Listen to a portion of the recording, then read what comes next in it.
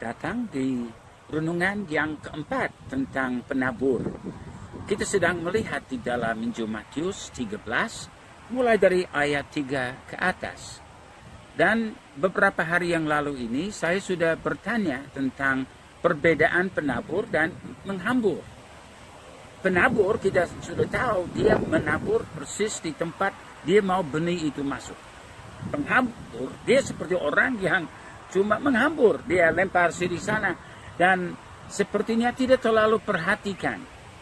Tentu kita ingin seorang petani menjadi penabur daripada penghambur. Tetapi kita sudah melihat di dalam yang dilakukan Yesus, dia sebagai penabur tetapi seperti menghambur karena dia lempar-lempar benih itu.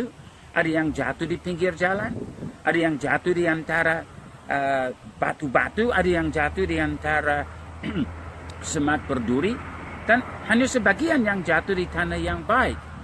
Tapi kalau kita perhatikan di dalam Matius 13 ini, pada waktu Yesus memberi penjelasannya, dia berkata kepada mereka, nah kita lihat ini, di dalam melihat arti dari penabur dan penghambur, menjadi jelas mulai dari ayat yang ke-18. Karena di sini dikatakan, karena itu dengarlah arti perumpamaan penabur itu.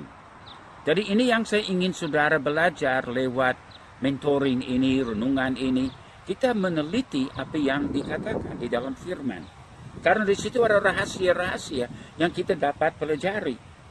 Dan perhatikan di sini, mulai dari ayat 19, dijelaskan tentang mereka-mereka di mana tanah yang tidak subur, tapi jatuh benih di situ.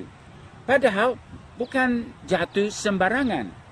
Sebab dikatakan dalam ayat 19, kepada setiap orang yang mendengar firman tentang kerajaan surga, tetapi tidak mengertinya, datanglah si jahat dan merampas yang ditaburkan dalam hati orang itu.